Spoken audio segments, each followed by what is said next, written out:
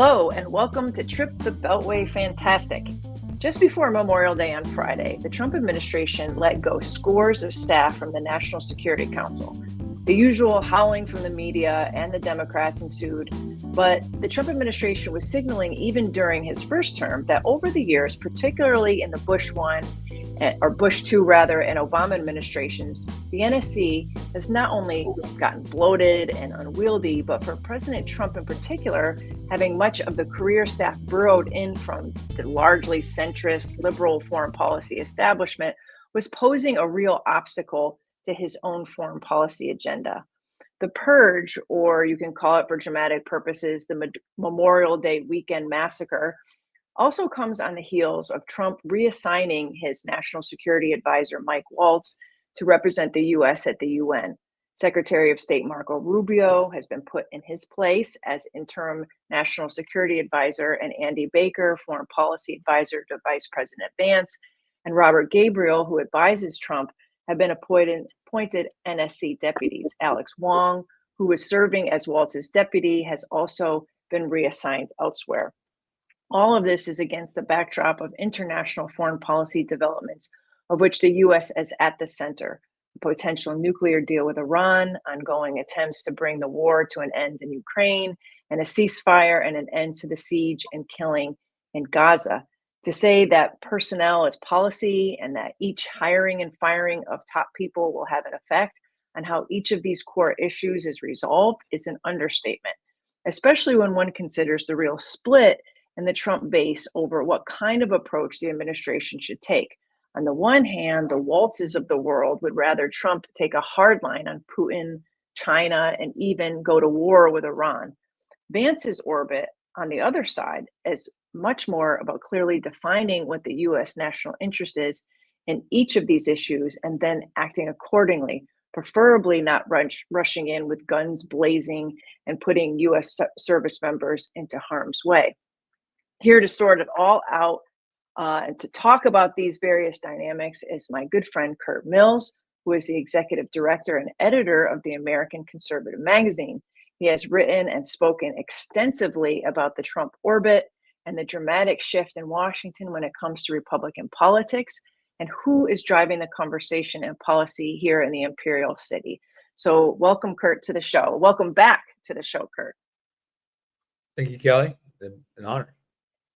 Thank you. An honor for me as well. So the first thing I'd love to ask you is your response to this NSC purge. Can you tell our audience essentially what the NSC does, how it's become so big and unwieldy and trouble for the Trump administration? What does he hope to accomplish by shrinking it down so dramatically? Yes, there's a couple of things going on here. So, I mean, I always think it's very useful to just paint the forensic picture, which is anyone who's ever been to the White House, which is not that many people, the NSA, the National Security Advisor's office, is right down there from the Oval. And it is a magisterial, big office. And additionally, the last I saw it, it has an enormous map of the world. I remember one national security advisor told me, sort of off color, this map is even bigger than Pence's map, the vice president's. So it's like it's got all the trappings of Washington grandeur. And for Trump, who by all accounts is, when he's in Washington, kind of up and about 7 a.m. to 10 p.m. I think sometimes he's in the residence, sometimes he's in the Oval, but he is omnipresent. The National Security Advisor is right there. And, it is in his line of sight. And for another president that he's compared to, Richard Nixon, it is actually a legacy of this because Kissinger very much wanted that office. Underneath the NSA is the National Security Council, which the NSA helms. And over the years, it has gotten larger. I believe its most radical expansion was in the latter part of the 80s under McFarlane and Reagan. But it has even further metastasized with the Clinton and especially the Obama administrations. the Republicans, who always have this sort of government cutting, or usually have this government cutting zeal, or at least pretense about them, have always talked about cutting the NSC. And indeed, Trump's two now away NSAs, Robert C. O'Brien, did cut about 30, 40 slots from it, but it was still in the 200s. And Waltz might have been, Michael Waltz, the former NSA, might have been gesturing towards reforms, but he had largely kept it in the sort of, triple digits zone firmly.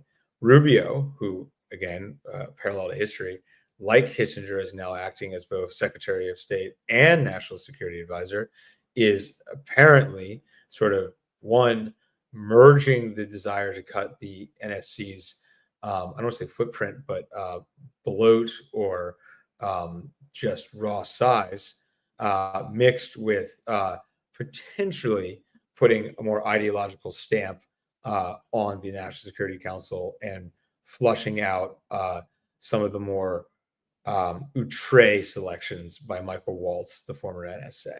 And you did, I believe you flagged it, but probably the most notable ones were Alex Wong, the former Cotton and Romney staffer, who is generally seen as a weird pick for this administration and was from the beginning.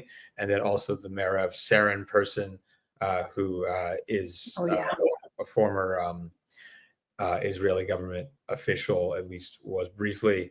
Both of these people attracted controversy. So that's basically what's going on. I think it's a weird thing to say that. I mean, I guess I mildly dissent from the headlines. It's a weird thing to say that like Republicans have it out for the National Security Council. I mean, you saw very empowered NSAs throughout history: Kissinger, Colin Powell, Condoleezza Rice, I think, was not terribly weak at National Security Advisor. And it's not like the Republicans historically love the State Department, although I think they should give it more attention than perhaps they do. And it's not like the Republicans have always loved the Defense Department either. It's just sort of the jumble. But right now it appears the NSC is the weakest of the big three national security jobs, DoD, state, and NSA.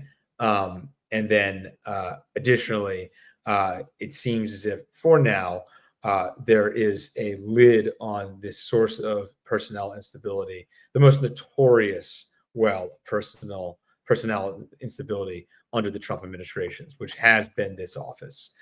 It has been the most carouseled job of note. Michael Flynn resigned in February 2017. H.R. McMaster was out by spring 2018. John R. Bolton was out by September 2019. O'Brien was the only one who wasn't fired. Waltz was reshuffled, fired, moved along, and now we have Marco Rubio. So that's number 6 in under 6 years of a presidency. Let's talk a little bit about that carousel and why. Now, I'm not much of an expert on the NSC, but I'm, have been observant over the years, and it would seem, and also I'm not a super conspiratorialist, and I talk about the deep state in a very serious and informed way.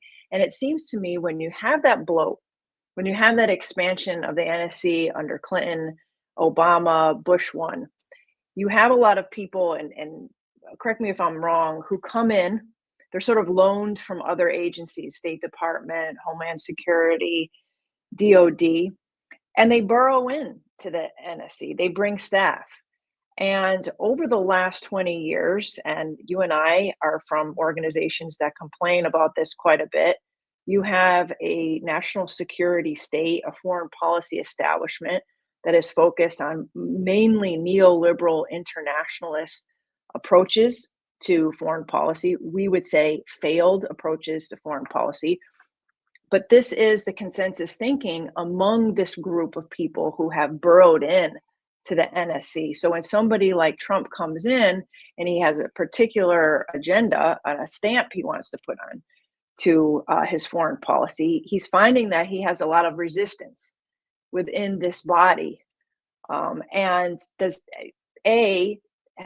that lead to the carousel effect, or in terms of these people really couldn't do their jobs, they were finding a real deep state resistance, and B, can what Rubio is doing, trimming it down, reorganize, help to bring some sort of balance back, and help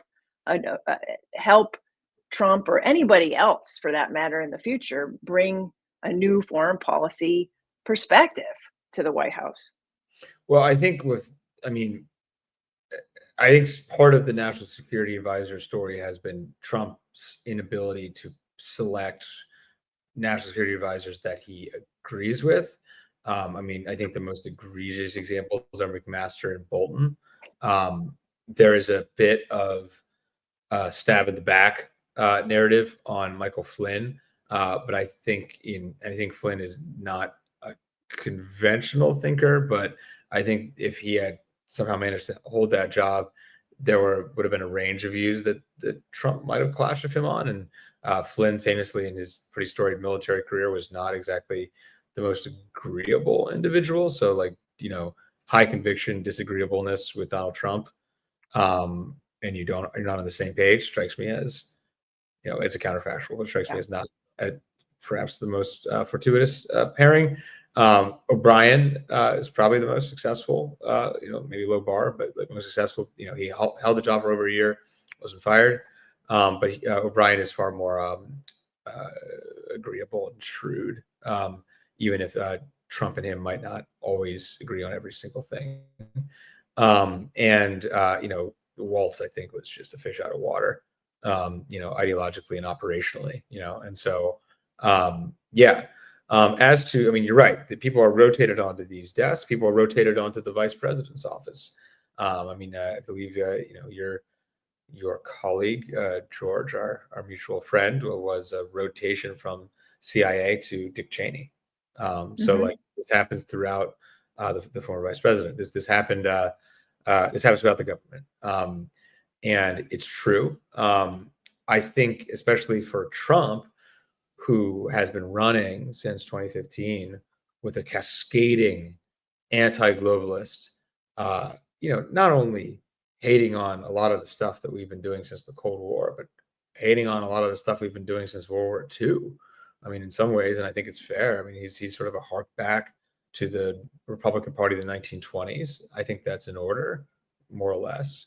But if you're going to do that, then you've got a graduated government that is just full of, not necessarily unbelievable frothing at the mouth fanatics, but just, pretty dyed-in-the-wool conventional thinkers, and that, that's how you go. That's how you go along with the government. It's respect, all due respect to the civil servants. It's a cast of mind that is very low risk, and if you have a low risk personality and you agree with everything we've done for the last 80 years, you're obviously going to clash with a high risk personality who hates what we've done the last 80 years, like Mr. Trump. Absolutely. And I often bring this up, and I'll bring it up again, but author Mike Lofgren, who wrote the book The Deep State before Trump, ran for office. He's not MAGA. He wasn't writing it with Trump in mind, but he did serve in various staffing on Capitol Hill on both Republican and Democratic staff over 30 years. And he wrote about this. It's an ecosystem that is highly resistant to change. He calls it the deep state. It doesn't only involve the people who work here directly, but their families, their communities, and the DC, Maryland, Virginia area, and the administrative state. And when somebody, like you said, Trump comes in, wants to shake things up, he wants to change things, and one of those changes is getting rid of a lot of the administrative state, shrink it down. And this isn't just DOJ. This is back in 2016. It's like pushing out, an infection that is attacking the body. And I see the NSC as maybe a microcosm of that. And what he did on Friday was a bold step, and hopefully changing that. I'd like to try to segue smoothly into the Iran issue. Sure. Mike Waltz, it was reported that one of the reasons why he was fired essentially was because he had been discussing possible war plans with Iran with Netanyahu, Prime Minister Netanyahu, behind Trump's back.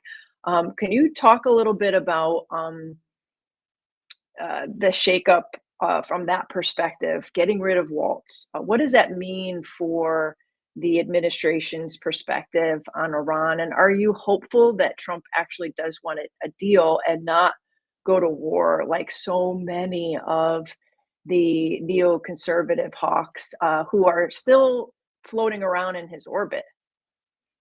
Yeah. So, I mean, I think, contrary the sort of ongoing drama with Secretary of Defense Pete Hegseth, with Michael Waltz, there is a far more clear ideological line through it. He was seen as out of step early on in the administration, ideologically, and then his operational incompetence with Signalgate put the target on his back even more. And so, with the ejection of Waltz, ostensibly to Turtle Bay, although I don't know if they're going to be able to get him through the Senate because, again, Signalgate is going to be vivisection.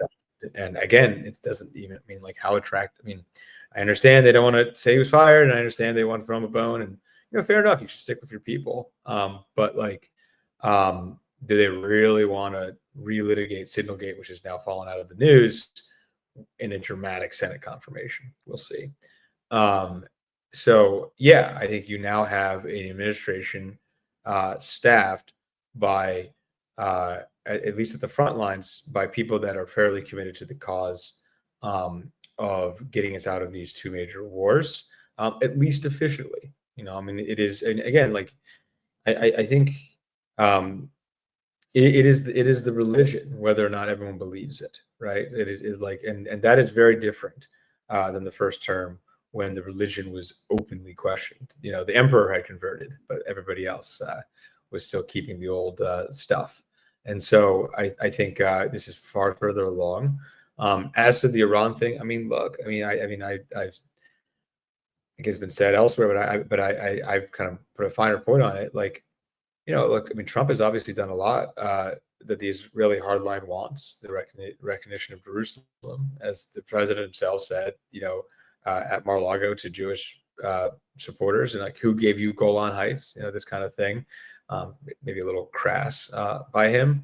But on the other hand, in the last, 28 days since May 1, we have seen a posture more comfortable separating U.S. interest from Israeli interest than arguably any administration in American history. We'll see if it holds. But like, I mean, everybody always talks about Obama. I think Obama did certain things, but I think his administration was terrified of the Israelis. People talk about HW, but I think it was fairly siloed into Baker and HW and not the rest of the administration. And Israel won the soft power game on that. And people also talk about Kennedy, but he didn't serve out his term. So like, it's a sort of a what if. And so, we have kind of, since Israel's founding, we have a hook, line, and sinker with them, for good or ill, with partial exceptions. Reagan maybe with some of the Lebanon stuff. Yeah. But again, this is like a full-throated, this is what is good for us. We want to do this. Right. Mess it up for us, which is what an American president should do with any foreign power. And I think that, the reporting, this morning, May 28th, that, the administration is forcefully pushing back on Netanyahu, even as he plots a potential unilateral strike on Iran to sabotage the negotiations. And while apparently Netanyahu is either deluded or gambling that will force the U.S. into the war, or that the Iranians will pull from the negotiations, that's not crazy. I think just speaks to what a profound tangle the U.S. is in, and that I think Trump is. I mean, again, this is not a conventional president, but this meat cleaver, brutal, what's in it for me approach might be what is needed to cut the knot. Yeah, I think the jury is out because we don't know if that will mean him just saying, Israel, do what you got to do in Gaza. That means controlling the whole strip and expelling everybody there, starving and dying. So be it. There's that element of concern. But on the hopeful end of that range, I would agree with you. He is the first president in my lifetime. Well, not my lifetime. I do think Reagan was more forceful with Israel, probably the last president who was at all forceful with Israeli leadership. But he doesn't appear afraid of Israel, afraid of Netanyahu. I've just been really aghast at the behavior of the last, the Biden presidency, Obama, and Clinton. And maybe it's unfortunate for the Democrats is that they are always so afraid of being seen as weak that they end up being very weak with Israel because they don't want to tap on that third rail. Whereas Republican presidents are much better at avoiding war, it seems. If they want to do it, getting in war too, if they want to. Oh, I mean, look, I mean, it's. I mean, Trita, your colleague, has pointed out. I mean, and I don't deny it. This was always the high risk, high reward choice. But I mean, I think if you compare it to especially the Harris-Waltz campaign that was closing, by supporting by campaigning with Liz Cheney and plausibly would have made her national security advisor or secretary of defense. Like the zone of what could be good. I mean, like the sort of left restrainer case was like, well, there's got this one guy who she may or may not know that well, Phil Gordon, who could be a national security advisor, and he will. It just feels so much more like moonshotty in retrospect than what's going on now. And of course, I'm biased in justifying my own views, but like I don't know. I think that's quite right. And again, I also think it's just important to separate out Israel and Netanyahu, frankly, because even if Netanyahu is replaced by another hardliner tomorrow, not the Smotriches and Ben-Gvirs, which may be the country's future, unfortunately, or at least unfortunately for stable U.S. relations, as stable Israel as part of the international community. But if it was replaced by someone like Naftali Bennett, his predecessor and former close friend turned arch rival, Naftali Bennett is a hardline nationalist and a pretty brutal, tough guy. But there wouldn't be this level, in my view, of pure, unbelievable unpredictableness and just personal venality that defines Netanyahu. I mean, there's reasonable evidence that Netanyahu literally broke the Gaza truce, the Gaza truce or Gaza ceasefire because he had to testify in his own case. Yeah. I mean, that is just not something that you would see with, I think, a replacement level PM. And then additionally, Netanyahu's deep ties and his attaché, Ron Dermer, their deep ties to the United States makes their ability to lobby the U.S. far more effective than I think a Bennett or something like that. And indeed, you see Dermer's in Washington right now, or was yesterday, and these are the cats that got us into the Iraq War, and they are going to try hard to get us into the Iran war. Absolutely. Well, we only have a few minutes left, but that seems like a good opening to talk about the Israeli lobby and its effect in MAGA. It seems to me, Kurt, that I am seeing a real resistance to the shop-worn talking points of the neocon pro-Iran war lobby. I see Mark Levin being ratioed hard in his own X timeline every time that he says that we need to respect Israel, we need to fight for Israel, defend Israel. I'm sensing something real is happening, and I'm not talking about progressives, anti-war types, libertarians. I'm talking about MAGA. MAGA doesn't seem to be blindly loyal to the Israeli cause anymore because they don't see it as American interest to continue the status quo. Am I right? Right. I mean, like, look, I mean, again, I think it's very important. I think that I wouldn't say there is a, I would say the American right doesn't have like a pronounced view on Zionism, and in Right, fact, right.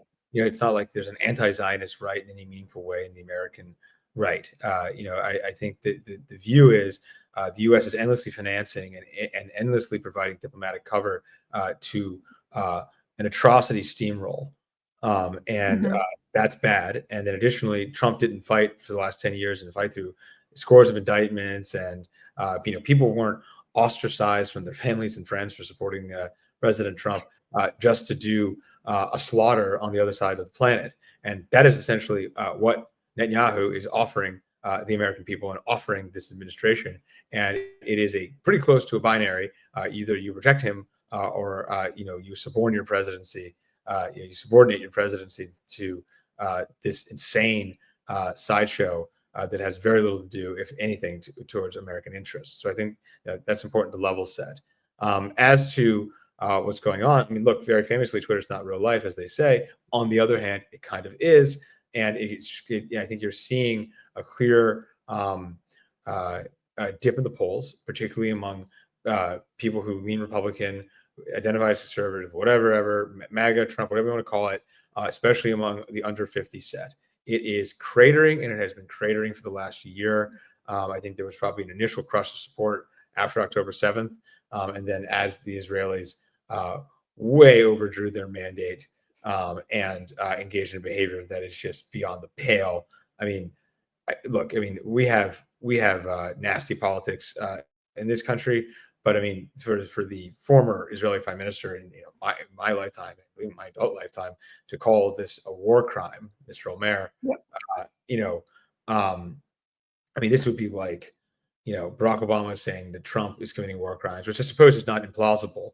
And then Trump He probably has already said that. but then Trump going to a foreign country and asking them to underwrite them for the pleasure of said war crimes. It would be like Trump going to the Israelis and asking, or Trump going to the British or the French and like demanding with moral temerity, to have the chutzpah to demand that they pay for deportation to El Salvador or something like this. Like that would be the counter scenario. And so, what they're asking for is just this unbelievable thing. And then additionally, I mean, you referenced Gaza. I mean, like, I've spoken sort of off the record with numerous Israeli sources, but like, the Israeli Navy is not much. And who's going to move these people to, say, Libya, which I suppose is the latest floated one?